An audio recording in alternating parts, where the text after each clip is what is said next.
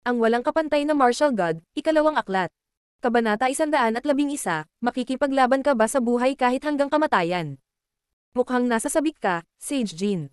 At kung gusto mong makipagpalitan ng kuro-kuro sa paglilinang ngayon, sigurado ako na ang ibig sabihin nito ay nagtatanim ka ng masasamang intensyon. Sabi ni Sage Jin, tumayo din at naglakad palapit kay Lin Feng, sumulyap sa kanya.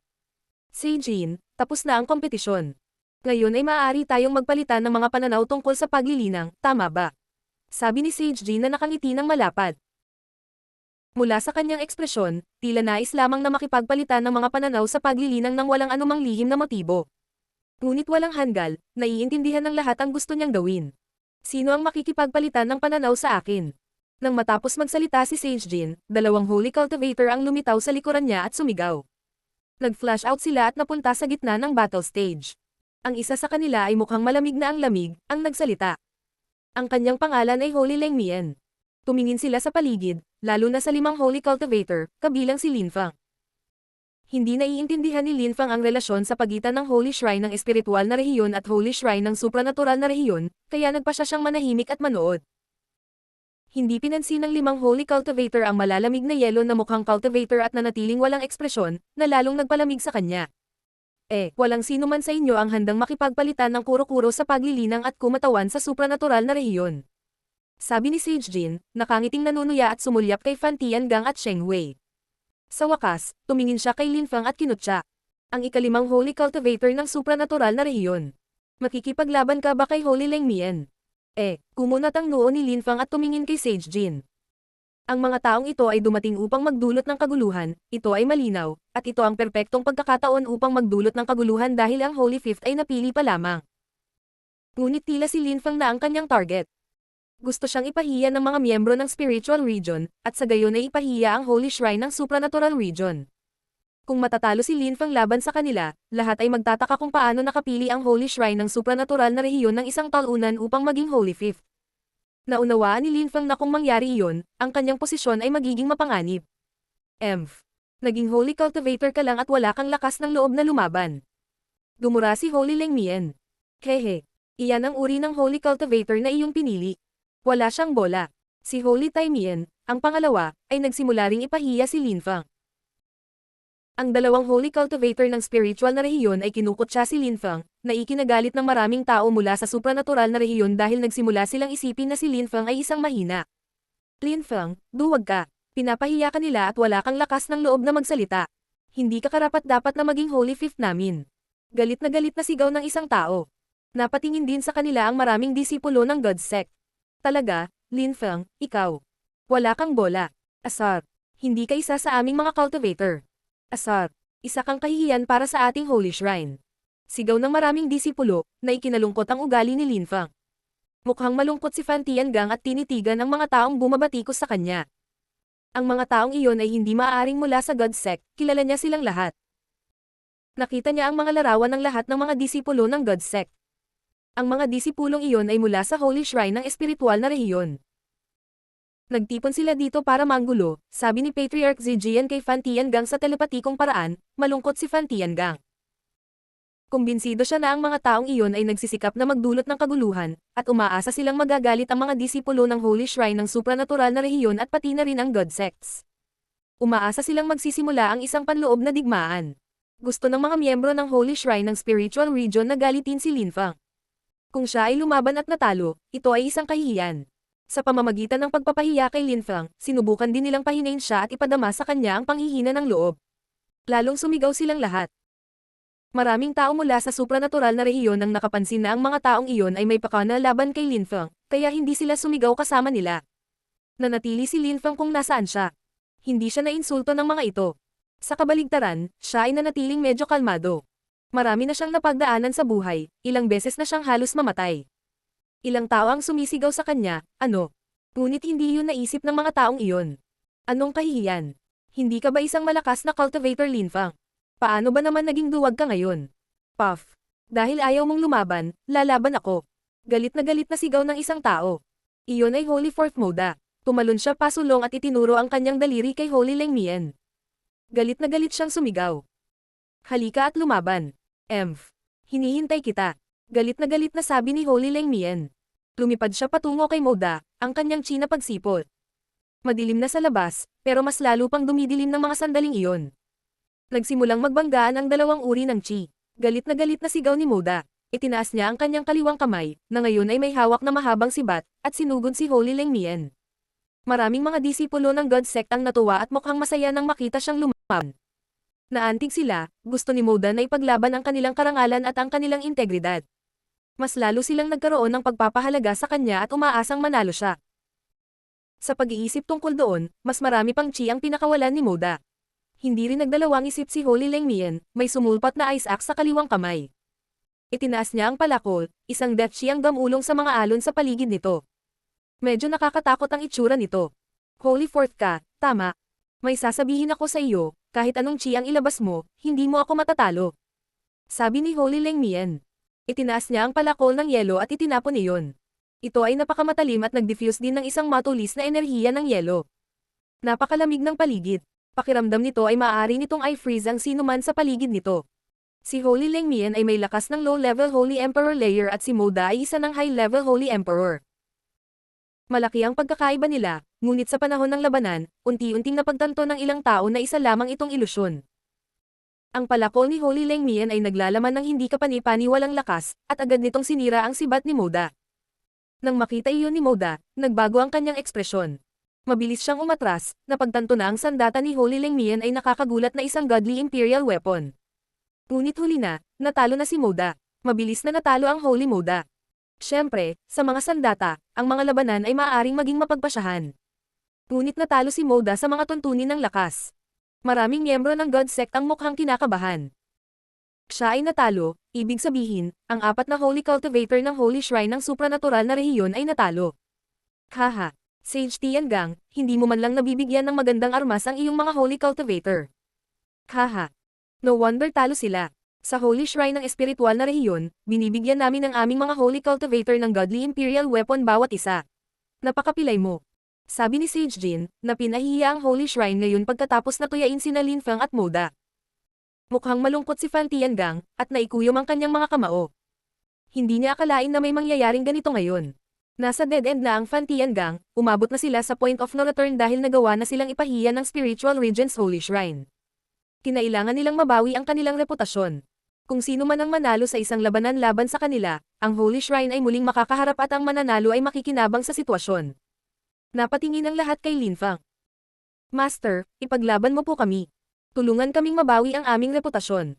Sabi ni Fu Chen, itinaas ang kanyang kamao at lumuhod sa harap ni Lin Feng. Lin Feng, lumaban ka. Gawing muli ang ating shrine. Sigaw ni Wowo, nanginginig ang kanyang mga kamao. Tumingin si Lin Feng sa kanyang disipulo at kay Wowo, gayon din sa maraming tao na nakatingin sa kanya. Tumiti siya ng kakaiba. Ang ngiti ni Holy Lengmian ay nagpagalit kay Holy Lengmian. Halika at lumaban kung maglakas loob ka. Sigaw ni Holy Lengmian, itinuro ang kanyang daliri kay Lin Feng ng panunuya. Galit na galit si Holy Lengmian, ang kanyang mga salita ay parang matalas na espada. Para silang mga karayom na tumutusok sa puso.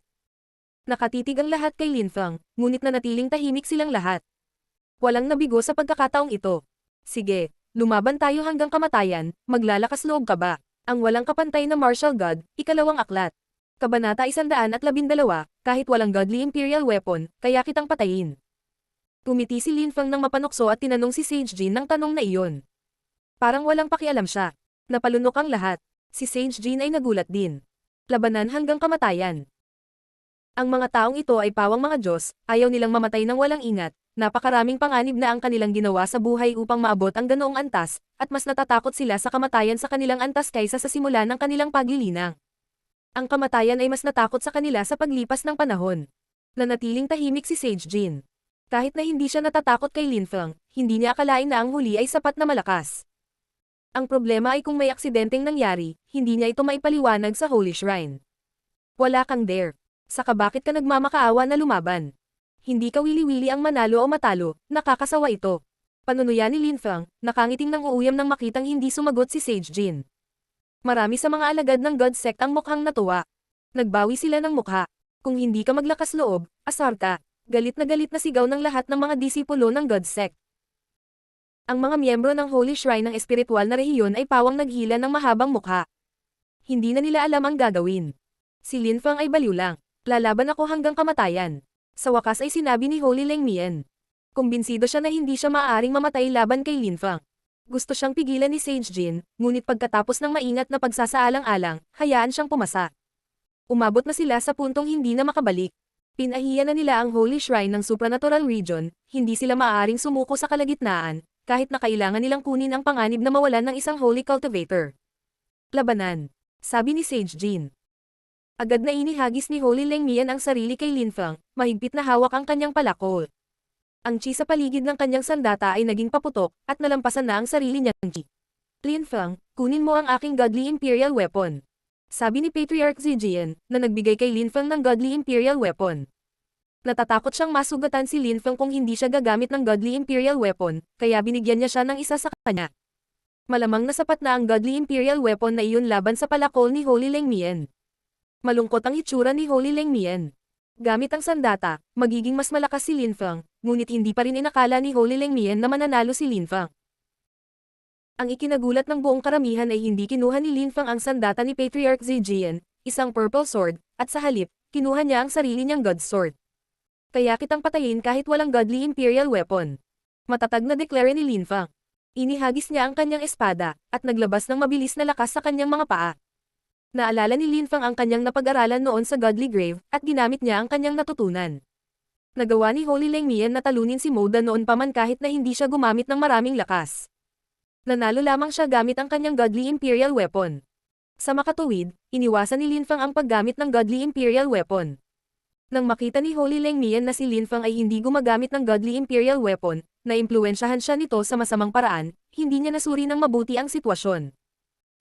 Nabigo lahat ang pag-atake ng kanyang palakol, at mabilis na gumalaw ang espada ni Lin Fang patungo sa kanya at hindi niya alam kung paano magre-react. Itinaas ni Lin Fang ang kanyang kaliwang paa at ang kanyang espada ay gumalaw patungo sa mukha ni Holy Leng Mian ng napakabilis. Ang God Sword ni Lin Fang ay naglalaman ng hindi kapani-paniwalang enerhiya at napakatalim. Maraming tao ang napalunok.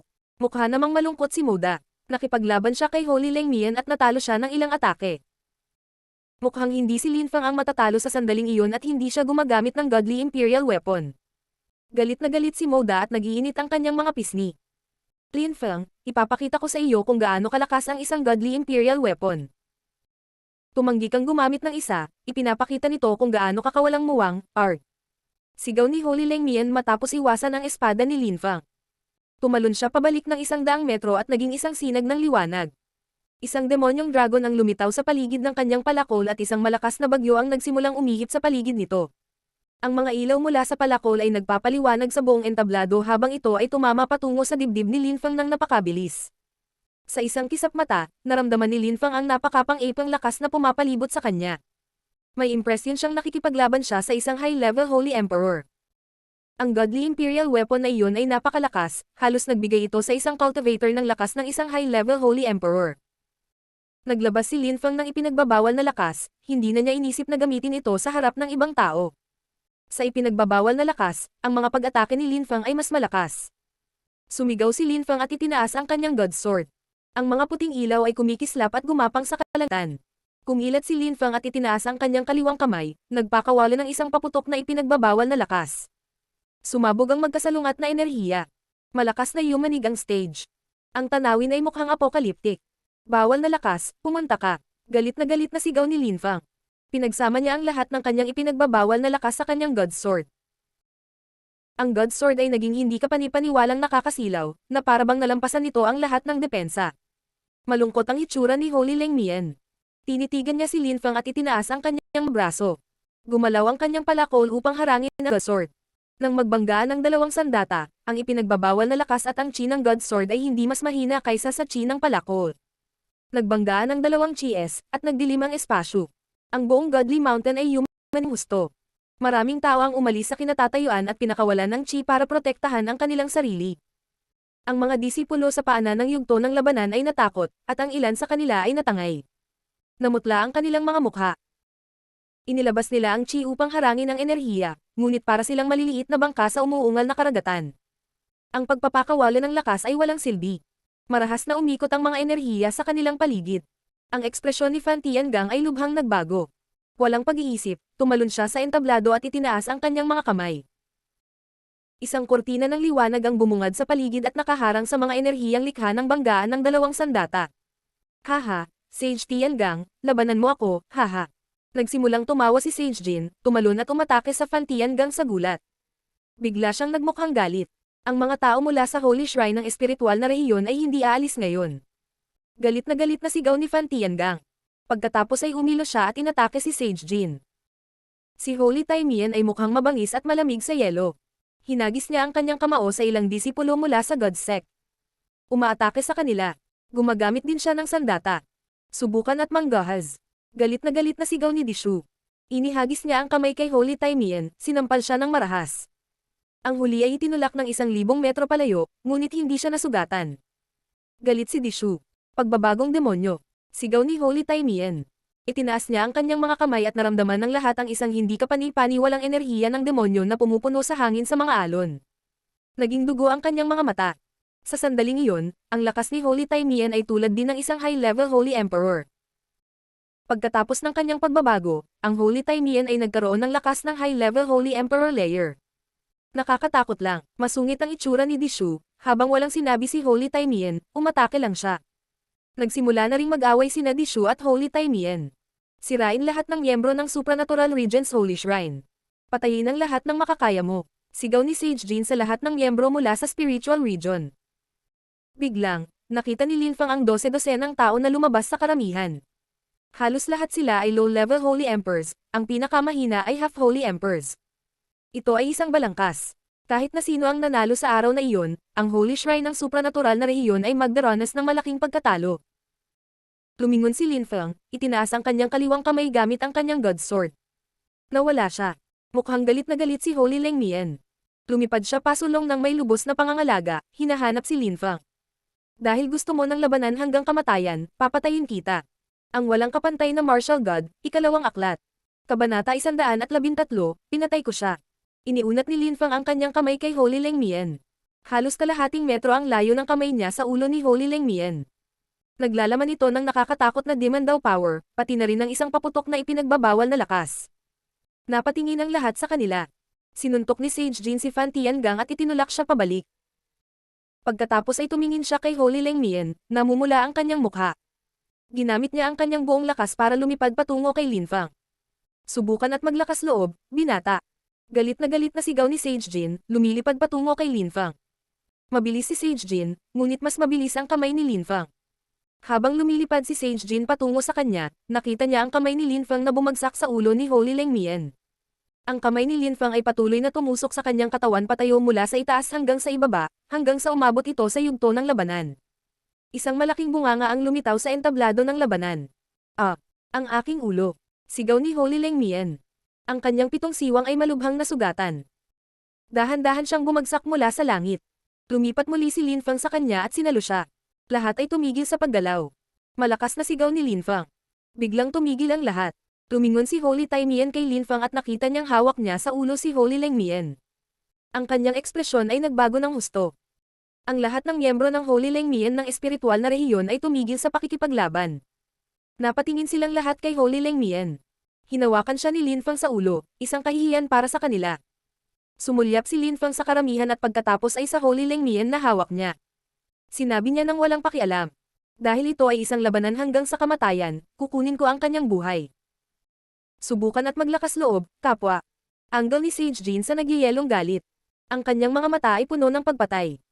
Pinakawalan niya Chi, sinusubukang takutin si Linfang para pigilan siya sa pagpatay kay Holy Lengmian. Pero hindi kilala ni Sage Jin si Linfang. Tumiti ng malupit si Linfang. Nakita ng lahat na itinaas niya ang kanyang kaliwang kamay at inilagay ang kanyang kanang kamay sa mga templo ni Holy Lengmian. Lakas ang tumusok sa mukha ni Holy Lengmian, at mukha siyang natulala. Nanghina ang kanyang chi, at naglaho. Ngayon, huwag mong sabihing duwag na naman ako. Hindi ibig sabihin na wala akong gana makipag-away ay duwag ako o mahina. Ibig sabihin lang ay wala akong ganang pumatay ng tao. At ngayon, pinatay ko si Holy Lengmian dahil pinahiya kami ng mga miyembro ng Holy Shrine ng Spiritual Region. Ang kabastusan mo ang pumatay sa kanya. Ay, nga pala, muntik ko nang makalimutan, ang mga unang alagad na nagpahiya sa akin ay mga miyembro ng inyong dambana na nagtatago sa ating mga kababayan, di ba? Hehe, morons, huwag mo akong sisihin kung ganoon. Si Lin Fang ay nakangiti ng malamig at sumulyap kay Sage Jin. Parang naaliw siya. Si Sage Jin ay mukhang malungkot. Siya ay naging pabaya, at dahil doon, nawalan siya ng isang Holy Cultivator. Kahit na si Holy Leng Mian ay isang bagong Holy Cultivator at mas mahina kaysa sa iba, nakakalungkot pa rin na siya ay pinatay ng ganoon ni Lin Fang, lalo na't si Lin Fang ay isa ring bagong Holy Cultivator at ginamit niya ang kanyang sariling lakas upang patayin si Holy Leng Mian. Hindi man lang siya gumamit ng Godly Imperial Weapon. Hindi lamang nawalan ng karangalan at dignidad ang Holy Shrine ng espiritual na rehiyon, ngunit nawalan din sila ng isang Holy Cultivator. Pinatay ko siya, pero hindi mo ako masisisi. Dumating ka para manggulo. Alam namin iyon, at ngayon ay binayaran mo na ito. Wala akong pakialam kung gaano karaming mga Holy Cultivator, high-level Holy Emperors o low-level Holy Emperors ang ipinadala mo. Wala akong pakialam sa mga tensyon na umiiral sa pagitan ng Holy Shrine ng Supranatural Region at ng iyong Holy Shrine, wala itong kinalaman sa akin. Kung muli mo akong hihiyin, kung tawagin mo akong basura, duwag, o mahina, ako ay walang awa. Tandaan mo ang sinabi ko, kung dumating ka at asar ulit sa akin, papatayin kita ng walang pag-aalinlangan. Mamatay. Galit na sigaw ni Lin Fang. Mukha siyang demonyo. Ang ekspresyon ni Sage Jin ay mukhang mabangis at nakakatakot, habang nakatitig siya kay Lin Fang. Sa huli, bigla siyang natawa ng kakaiba. Sige, haha. Mabuting bata. Malakas ka. Nais kong magtagumpay ka, Holy Lin Fang. Tara na, Emph. Sigaw ni Sage Jin, na ikinulong ang manggas. Ang lahat ng mga miyembro ng Holy Shrine ng espiritual na rehiyon ay muling nagtipon. Si Holy Tai Mian ay mukhang galit na galit. Lumipad siya patungo kay Lin Fang at dahan-daang iniunat ang kanyang kaliwang kamay, hinihingi. Ibigay mo sa akin ang bangkay. Walang silbi sa akin ang bangkay. Makukuha mo ito. Sabi ni Lin Fang, nakangiting walang pakialam. Inihagis niya ng dalawang kamay ang bangkay kay Holy Leng Mian.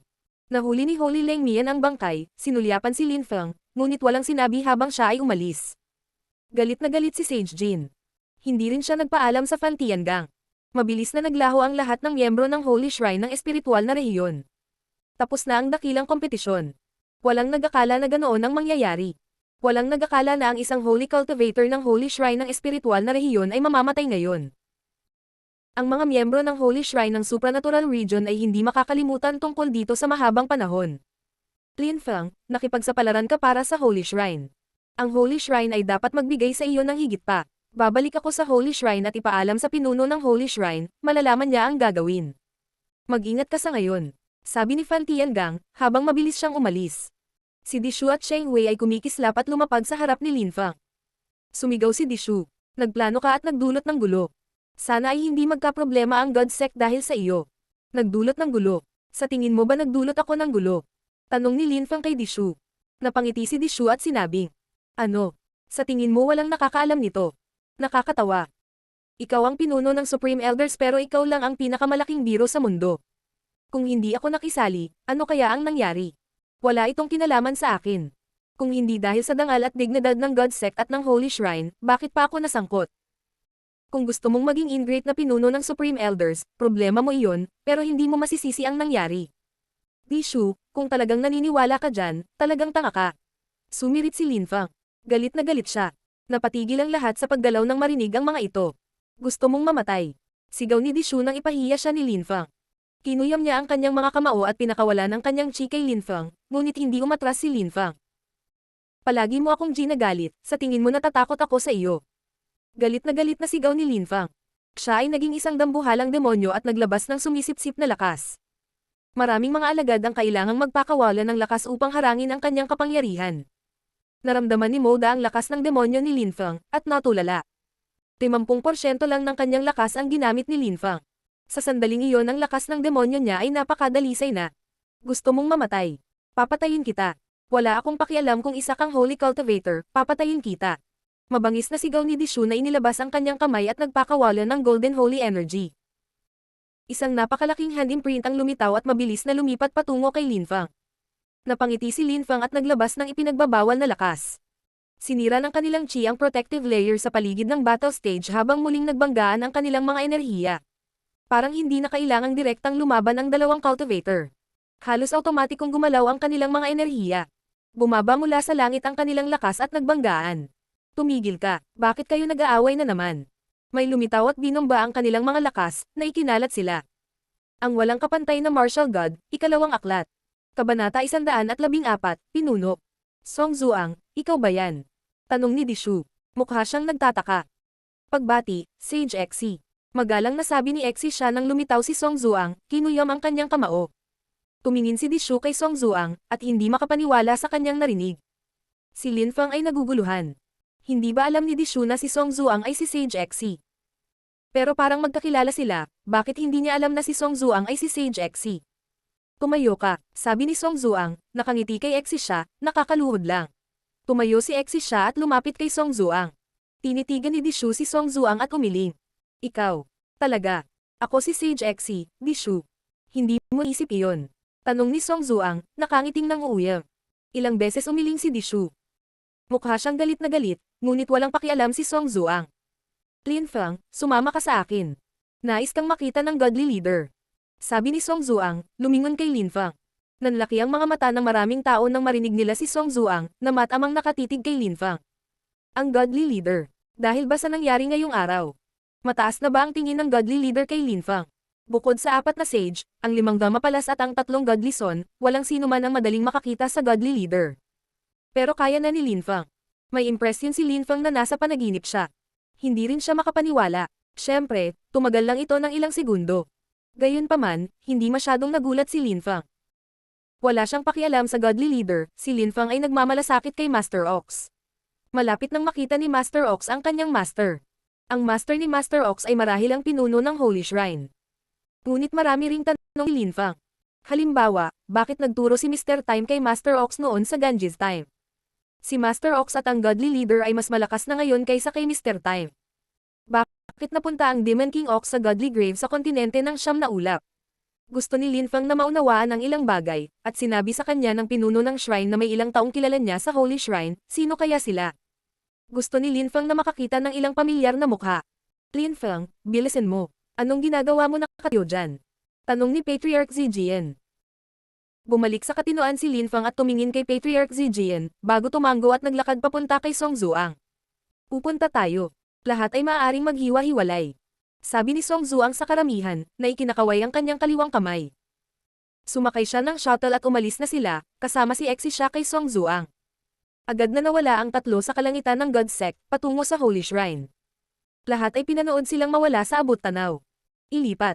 Galit na sigaw ni Dishu. Mukha siyang galit na galit nang umalis siya sa battle stage. Si Sheng Hui ay mukhang walang pakialam. Pinanood niya si Dishu na umalis, at pagkatapos ay sinulyapan si Lin Feng sa abot tanaw. Siya ay napabuntong hininga. Tunay na mapalad si Lin Feng.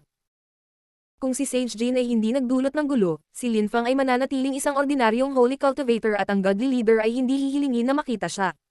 Anong uri ng gantimpala ang makukuha niya sa pagkakataong ito? Pagdating nila sa Holy Shrine, bumaba sila sa shuttle at naglakad papasok. Lin Feng, binata, medyo malakas ka. Nagawa mong talunin si Shui Ning kamakailan. Maaari misuong iyong pangalan sa Holy Stone Plate of Heroes, ngunit tumanggi ka, at pinahiya mo si Sage Shui sa paggawa nito. Galit na galit siya. Kapag nakilala mo ang godly leader, mag-ingat ka, galit na galit si Sage Shui. Nawala mo ang kanyang anak, kaya gusto niyang ipaghiganti ang kanyang anak. Sabi ni Song Zuang, na nakangiti ng malawak. Nang marinig iyon ni Lin Feng, natilan siya. Hindi niya alam na nakita ng 4 sages ang laban na iyon. Song Zuang, may tanong ako, pwede ka bang sumagot? Tanong ni Lin Feng kay Song Zuang. Tahimik na ngumiti si Song Zuang, ngunit hindi huminto sa paglalakad. Alam ko ang gusto mong itanong.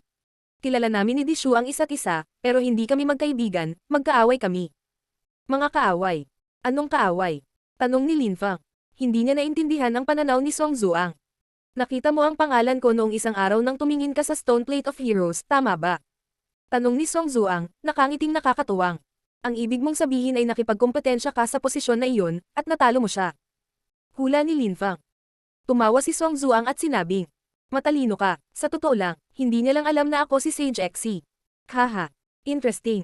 Kung alam niya, hindi niya sana sinubukang makipagkompetensya sa posisyon mo, di ba? Sabi ni Lin Feng, tumatawa din. Pagdating nila sa labas ng Holy Shrine, yumuko si Exi siya at bumalik sa palasyo ni Sage Exi.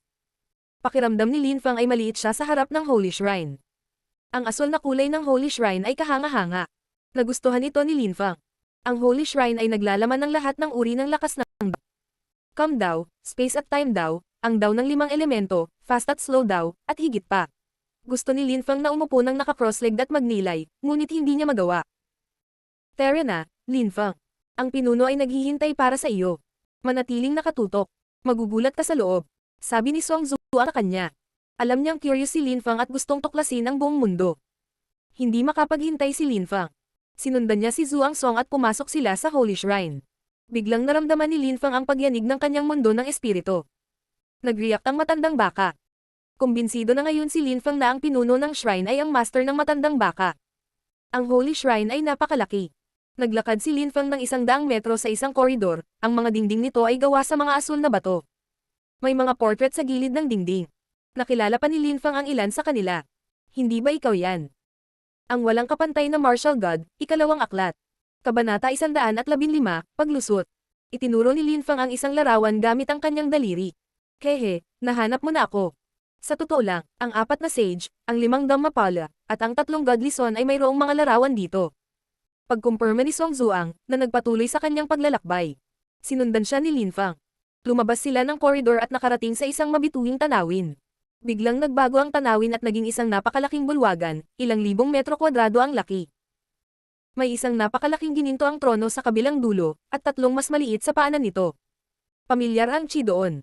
Naramdaman ni Linfang ang ilang uri ng daw. Iba sila sa labas. Ang mga lakas ng daw dito ay mas dalisay at mas komplikado. Ito ay tulad ng pagkakaiba sa pagitan ng isang patak ng tubig at isang karagatan. Ang karagatan ay nasa silid na iyon, ang patak ng tubig ay nasa labas ng mundo.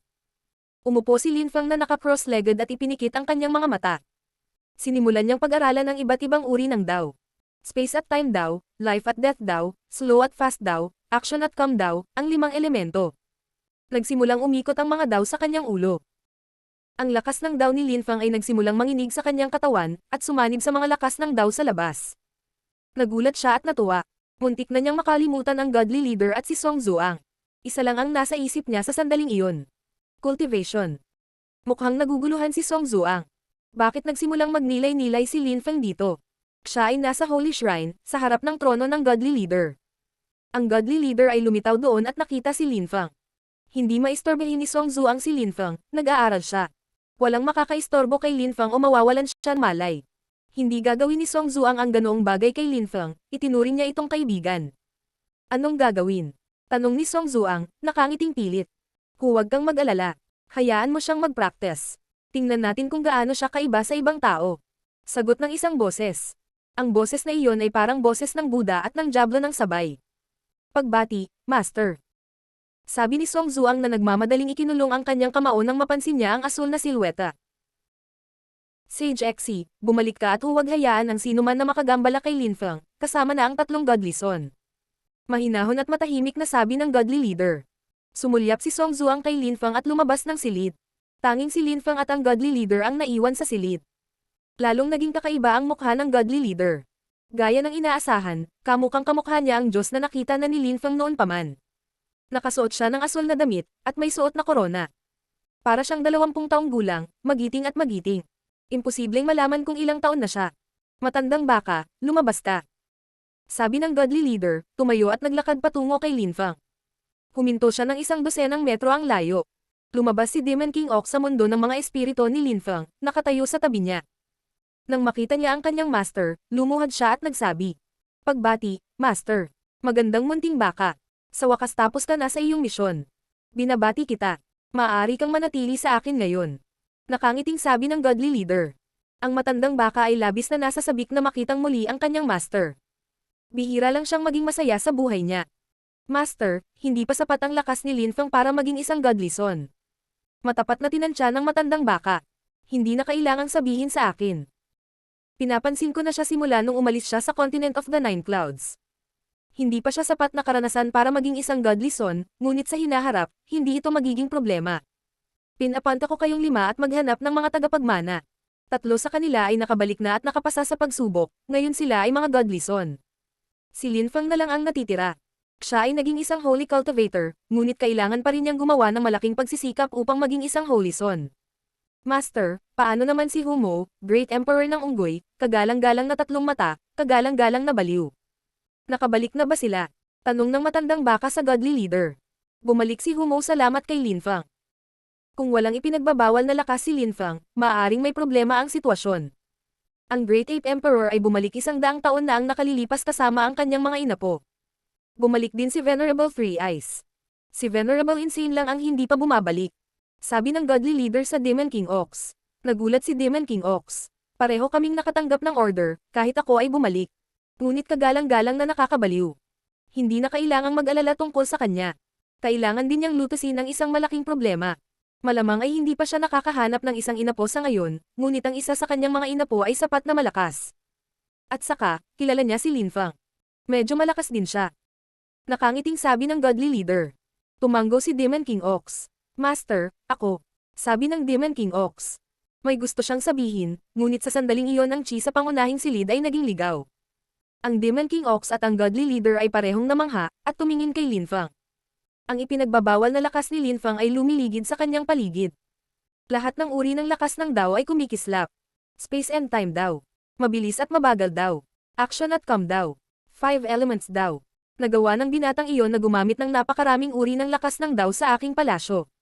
Ang mga mata ng godly leader ay kumikinang sa kasiya siyang sorpresa. Ang potensyal ni Linfang ay nakakuha ng kanyang atensyon. Sa sandaling iyon, biglang iminulat ni Linfang ang kanyang mga mata at itinaas ang kanyang mga braso. Napuno ng enerhiya ng demonyo ang hangin. Naglalaman ito ng hindi kapani-paniwalang lakas ng pagsipsip. Pagkaraan ng 1 segundo, ang space at time daw ay sumabog, at ang pangunahing bulwagan ay naging ilusyon, na parang wala ito. Pagkatapos noon, naramdaman ni Demon King Ox na bumibilis ang daloy ng kanyang dugo na parang bumibilis ang oras. Naramdaman ng Demon King Ox at ng godly leader ang lahat ng uri ng lakas ng Dao sa loob lamang ng ilang segundo. Nakabukas ang mga mata ni Linfang, ngunit hindi siya tumingin sa paligid niya. Ginamit niya ang buong lakas niya para lumakas. Pahinga. Sa wakas ay sumigaw si Linfang. Ang lahat ng uri ng lakas ng Dao ay tumaas at lumabas. Ang Demon King Ox ay naglabas ng ilang chi at binalot ang sarili dito. Nagtataka kung ano ang mangyayari, tinitigan niya si Linfang. Sa wakas, nagkaroon ng pagsabog, na parang may nangyari sa katawan ni Linfang. Sumabog ang chi sa paligid niya. Ito ay chi ng high-level Holy Emperor Layer. Nagtagumpay si Linfang.